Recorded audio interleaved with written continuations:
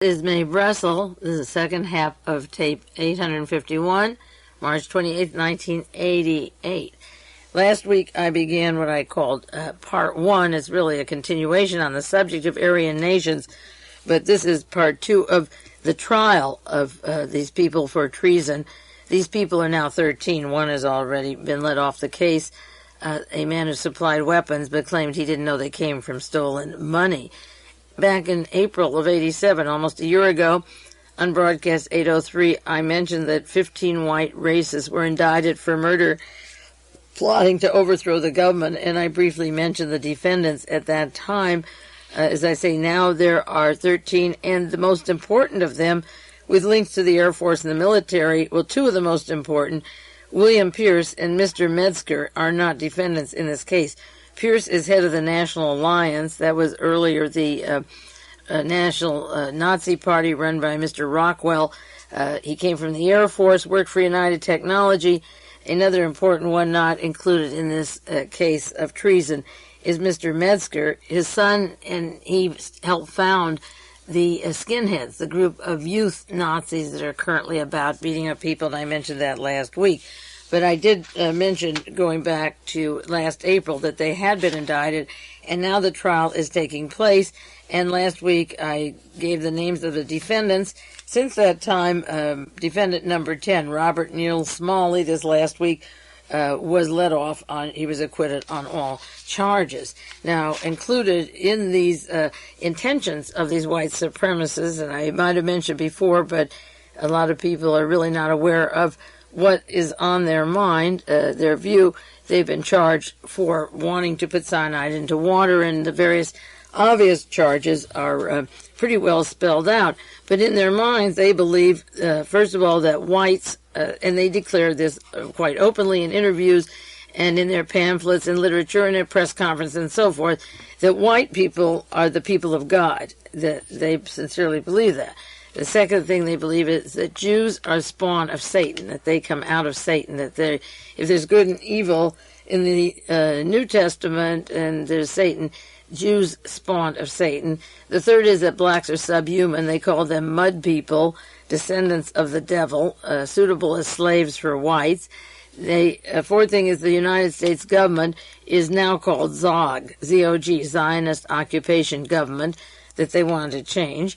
The fifth is that Jews must be eradicated, and Mr. Pierce from the Air Force and United Technology is the one who wrote the book on how every Jew should be strung from pole to pole across the United States with their throats cut and so forth.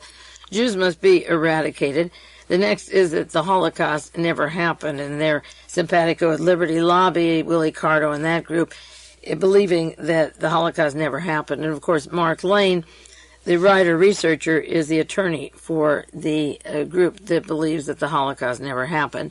And the next is that homosexuality, abortion, and race mixing, all these three go against the nature of God, and they believe in racial separation, that it's absolutely necessary. Well, if they're all eradicated, then they're separated. And so this is the first thing is to separate and then eradicate and get rid of these people. There are also plans, I mentioned before in mentioning the Wade family, William Wade and Ivan Wade, who are defendants, plans to kill the American Indians, ways to kill all American Indians, so it's blacks, Jews, and Indians. And a lot of this attention to the trial of these people, as I say, came to a head with the murder of Gordon Call, the tax protester, and a lot of these defendants housed him and were sympathetic to him. And then through the process of investigating the plans to kill a federal judge and an FBI agent that I mentioned last week, the problem came out about homosexuality, how much they hate the homosexuals, the Indians, how they'll use stolen money, how they'll poison the water. And all of these things are, of course, very serious. And when they have meetings, they give the Nazis the salute and have pictures of Adolf Hitler.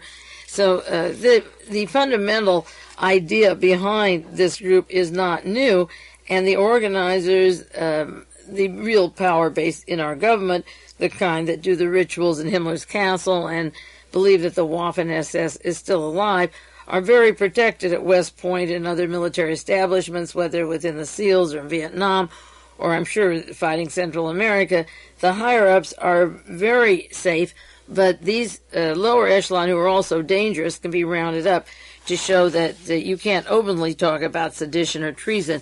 You can do it, but you can't do it openly. So that's the way it is being manipulated. Now, the chief witness in this case, prosecution witness, is a man who was always part of this group, but who has gotten a 20-year sentence and wants to get out of jail and be with his wife and child. So he seems to be singing, and his name is James Ellison, and he was once the leader of the Covenant Sword and Arm of the Lord. That group was busted up when their compound was recognized for training these kinds of radicals for rifle shooting and training. And he was arrested, and he's in the federal prison and would like to get out. As I said before, he has 2 wives and 9 children. He's pretty good at filling this world with a lot of little neo-Nazis. And Ellison is now asking for a new identity for his wives and children. And he originally set up a survivalist community in 1976 where the covenant, the sword, and the arm of the Lord could practice their racism and potential for killing. They had 224 acres to practice on a paramilitary training camp. And, of course, Richard Butler has one of those in Idaho. And they're all over the United States, and they are a hair's breadth from the Minutemen and the CIA. They coordinate or focus right into these groups. Now, their goal for poisoning water and leading to race wars was to get social unrest for the purpose of overthrowing the government. Going back to what I said at the beginning of this tape, shooting Jesse Jackson would begin a race war or a social unrest. And building up Jesse Jackson as a candidate to the very highest possibility of being president of the United States, just the idea that he could be now, and if he's killed, it would help this race war and overthrowing the government, which is what the specific goal is of these people. And Richard Butler, one of the defendants, was an engineer at Lockheed who worked with Alan Dulles, James McCord, Edwin Wilson, and the U-2 persons involved in spying, espionage, and so forth. So he isn't any fool. And while we build up Jesse Jackson, and that may have been the attention for 1988, these people all around the country are getting armed and could begin a race war in just such a situation. So the testimony of Ellison is important. In 1983, July 83, he attended a meeting of Aryan nations, and this is at Richard Butler's place in Idaho, where they set up the idea for killing federal officials, and they set up the idea for overthrowing the country and using money, counterfeiting, and armed robbery to fund their project. I also did a broadcast not too long ago about important meetings in the National Security Council in 1983, where this government actually changed hands and shifted gears into this fascist state, and there's no reason to believe that these people aren't incorporated into some of those plans. And the idea of the cyanide being in the water was carried out only in the sense that Mr. Robert Miles took to the meeting some cyanide and illustrated the gun, the canisters that held it, and at his location in Michigan, where they also could train on many, many acres for these kinds of activities, they kept drums of cyanide to poison the waters. There was a British documentary in 1982 on the Covenant Sword and Arm of the Lord, and the prosecution in this case showed a segment of this broadcast. It was a paramilitary training group, and he showed the bins of cyanide to the court in Arkansas, where the case is going now, and they showed him rifles and semi-automatic weapons and so forth that were confiscated. And so Jim Ellison, who compares himself to King David, who had 8 wives, is beginning to give all the details of the organization and what they were doing.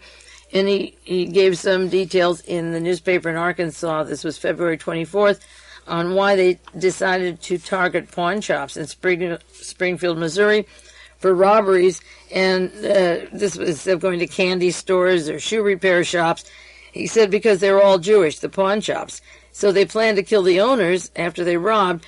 They kill a Jew and get the money at the same time. They weren't just in for robberies. They could kill the Jews, thereby killing a witness, but they were Jews, so it didn't matter.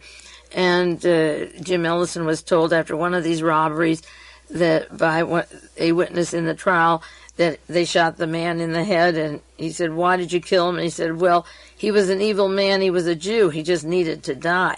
Now, this is the kind of thing said by one of the defendants, but is being printed in the papers in Arkansas that you're not seeing across the country. If you don't take that paper, you're not even seeing this kind of news.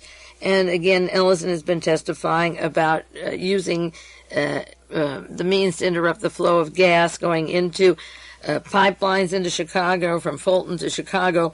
They tried this in November '83, and they want to disable the cities throughout the country by getting into the utilities and breaking them up. So this current trial, I have a lot of articles on it, and Ellison is the main prosecution witness, and in return his 20-year sentence for all kinds of various crimes will be reduced, and the former head of the Covenant Sword and Arm of the Lord will have a new identity, 2 wives and 9 children, and in return for getting an indictment on a few of these, he will be free and they can continue practicing what they want, because I don't believe his mind would change over 1 or 2 simple events, but they're using this time to bide their time to educate people on the necessity to kill the Jews and how the country is run by the Zionists. There was an article in The Guardian, February 24th, 1988, that is very scary, alarming, disgusting, and important, and I want to share that with you. It's titled, "Aryan Nations Get a Foothold in Utah."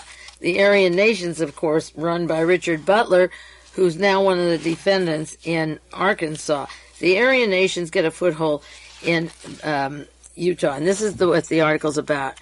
An Aryan Nation radio show caused an uproar last year when Richard Butler, now a defendant in the Arkansas trial, who's out loose, he's not in jail, inaugurated a program December the 5th, 1987, 3 months ago.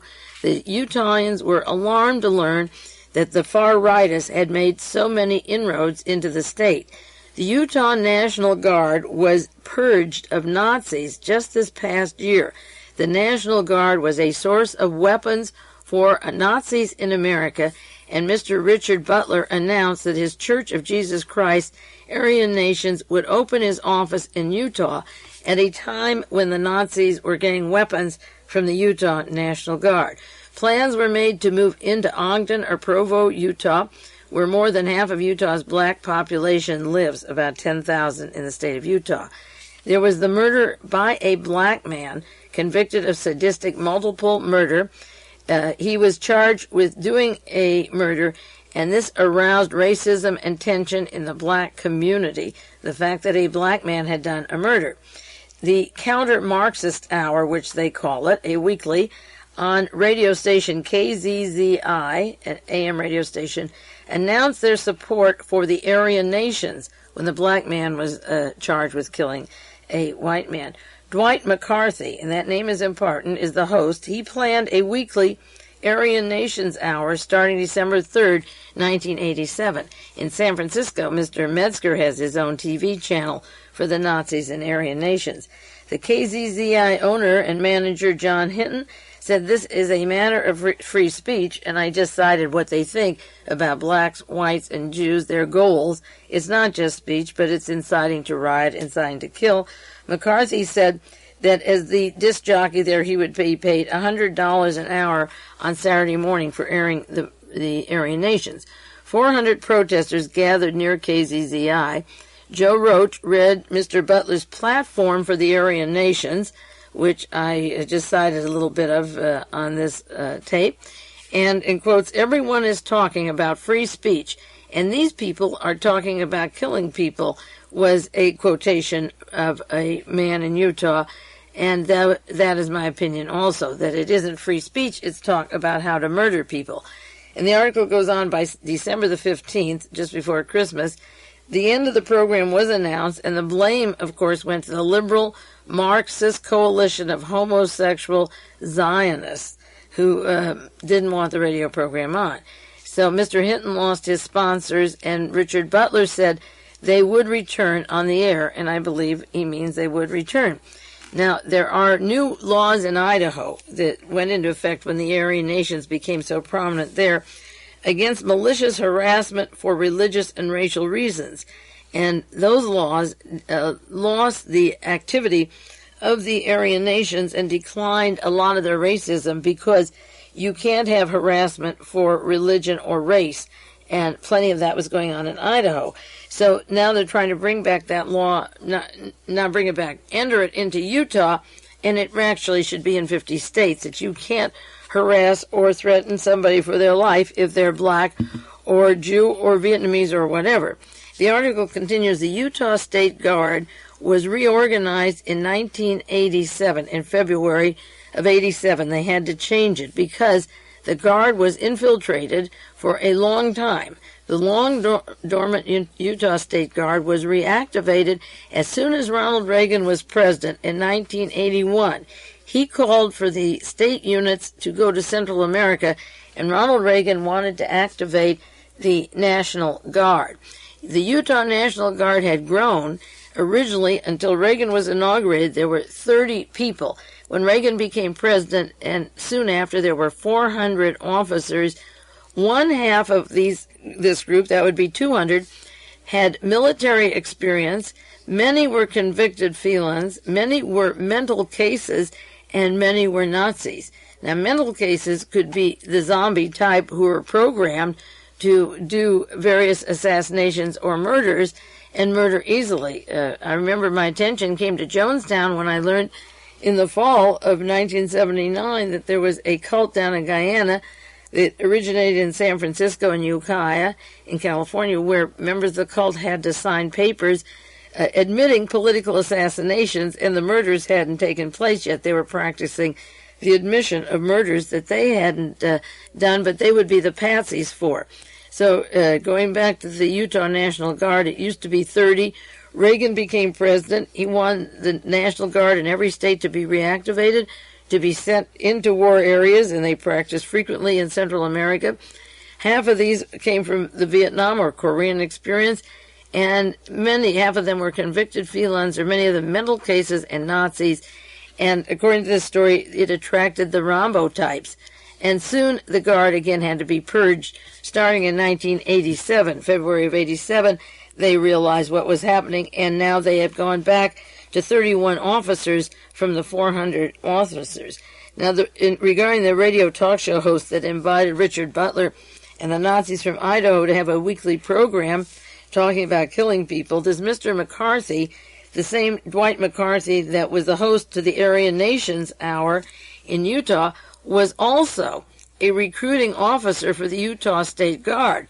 Now, he may still be a recruiting officer for the Utah State Guard. There's others besides the 31 officers, but he was the recruiting officer and also the co-host to Richard Butler, and he's a part of the Guard and working with Richard Butler. He had helped organize an elite assault force of cavalry scouts. Now, this is what I call the private army paramilitary, the Fry Corps that will take over this country. Mr. McCarthy, the friend of Richard Butler and the Utah National Guard recruiting officer, organized an elite assault force of cavalry scouts who engaged in unauthorized training with weapons and live ammunition on his own, not authorized. He used state funds from Utah. They purchased handguns and shotguns. They aren't supposed to use live ammunition. He used the AR-15 semi-automatic rifles, the M2 sniper rifles, 7 vehicles, 1 with police markings, and 2 motorcycles. As a recruiter for the National Guards, training cavalry scouts, not authorized, combat weapons, live ammunition, had the use of state money, supplying weapons, and hiring and setting up a radio station for Richard Butler of the Aryan Nations, a defendant in the suit that I'm talking about. The article continues, the State Guard was gathering intelligence. And again, the intelligence gathering is important. One of the defendants in this large suit that I mentioned has a computer connecting between 50 states. And of course, that was the expertise of John Reese of Western Goals as an agent provocateur, setting up the home and address of various liberals around the country, actors, movie producers, etc., etc. And one of the statements here about the National Guard is They gathered intelligence on potential terrorist groups. Again, this would be the rounding up if there were riots, and groups that might pose a threat to national security in the event of World War III. And this is the man using the National Guard, recruitments, live ammunition, intelligence gathering for World War III at a time when, say, our candidate who's getting in popularity, Jesse Jackson, is black, and World War III contingency plans, FEMA, Federal Emergency Management, include rounding up the blacks. And this article continues that these would be our targets, they said, the potential terrorist groups. These would be our targets. And one of the unidentified guardsmen that led combat training, one of the members of the National Guard that led combat training for the Utah National Guard, also trained at the 20-acre ranch of Richard Butler of Aryan Nation's Hayden Lake, Idaho. The FBI acknowledged that a related federal investigation into the arms thefts from the Arms Depot, Thule Arms Depot, Toole, this is Thule Hill Air Force Base in Utah. That's where weapons were stolen from. And one of the guardsmen, who they don't mention in the article, also led combat training with Richard Butler at Idaho with the Aryan Nations. The article continues, in 1940, and I've had this on the air a long, long time ago, the Southern California Church of Jesus Christ was started by Wesley Smith, former Klan organizer of the Ku Klux Klan, and Richard Butler went to him. He went out of the Air Force as an engineer from the U-2, he was working at Lockheed when he was working with Wesley Swift of the Klan and working on the U-2 program. Swift developed the Christian Kingdom Identity Movement. That's a movement that separates the Jews and blacks from the whites. There are 75 to 80 identity congregations in the United States, a membership of 18,000 to 20,000. But throughout the United States, they could also be linked to National Guards and Army in those states. And their theology is that white Aryan people are the true Israel from the 12 tribes of Israel, descendants of Adam and Eve. In 1973, Richard Butler moved his church to Hayden Lake, Idaho. That's when Richard Nixon had been reelected. Just after the Watergate scandal, Nixon was elected. The impeachment process hadn't started, but Butler moved from Burbank and Lockheed to Idaho.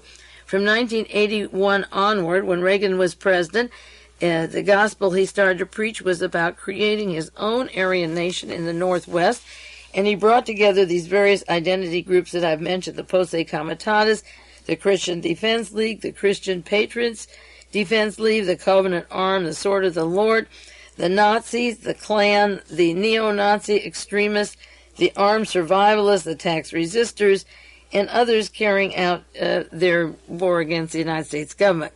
Late in 1984, 24 of these Aryans and close associates of Richard Butler were part of a series of robberies, and you remember Robert J. Matthews, or maybe you don't remember, was killed in Metallan Falls, Washington, and the attention went to Richard Butler, and then it came out that there were plans by Matthews for helping the Aryan nation relieve itself from Zog, Zionist occupation government, and these people were also involved in killing the radio announcer, speaker, talk show host Alan Byrd.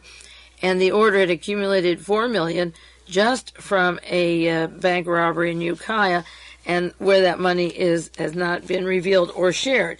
But these people have been a long, serious group, and having their intelligence connections with computers is very important, because no matter how long these particular defendants, 11 of them, would be in jail if they're found guilty at all by a court in Arkansas, and we depend upon that.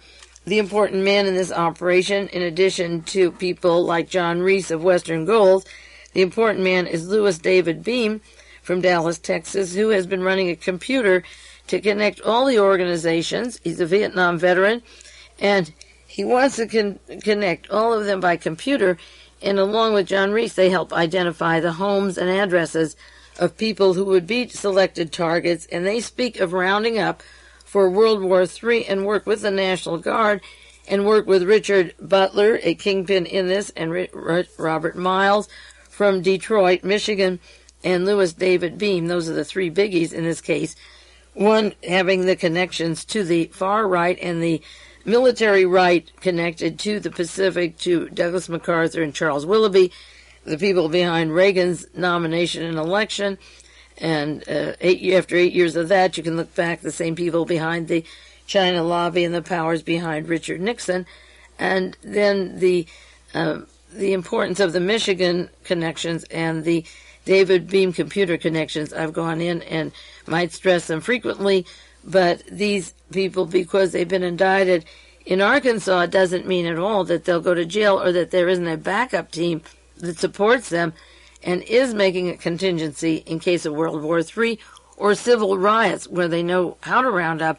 And think of the implications of the National Guard and the Nazis connecting and having live ammunition and false IDs of police departments, police cars, and so forth in order to make a lot of havoc in this country, given any national crisis, and it easily could come if, say, Jesse Jackson would be assassinated.